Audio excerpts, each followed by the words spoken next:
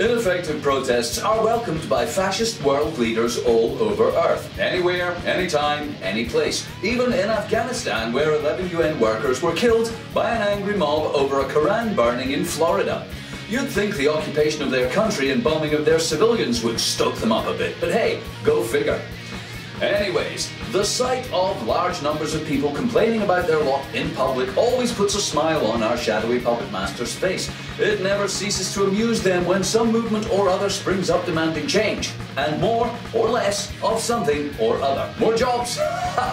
They love that one. It's like watching hookers beg their pimps for a beating. Oh, or how about demanding cheaper food, or democracy, or free donuts, and a shot each in the president's swivel chair. Yes, get out there and protest for what you want. It's cheap and easy and requires no lasting commitment to anything at all, except shouting slogans and baiting your local forces of law and order. Oh, Deke, you're so cynical. Protest is the only legitimate right of free people everywhere. A pillar of democracy and one of the only actions left to many oppressed people in the world of tyranny and oppression. Really? If that's the case, then we really are fucked. I mean, if the best we or any marginalised people can do or come up with as a plan is shouting in the street, then truly we deserve everything we get. Picture the scene in any fascist world leader's office as security rushes in to tell them of the latest threat to business as usual. Mr. President, protesters are massing in the streets. Yes, Agent Smith. And what are they doing? Well, sir, they're shouting things and throwing stones at the police. Some of them have banners, and others have started small fires and attacked businesses. They say they want change to various things, and if we don't change, they'll be back to shout some more and break things some more. Don't worry, Agent Smith. That'll never fucking work. What a joke. Go and spray them with the water cannon and tell them we'll look into it.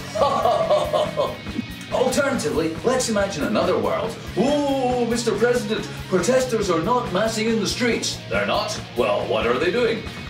They have formed credit unions, started political parties. Some are opening a bank, while others have formed farming, housing and employment co-ops. One group has even opened its own school. Oh shit, the game's up. Run for your life, Agent Smith. These people are taking control of their own destiny, overcoming the consumer paradigm and providing for themselves. No longer sucking on the teat of the state or the economy. Arrgh! We're done for.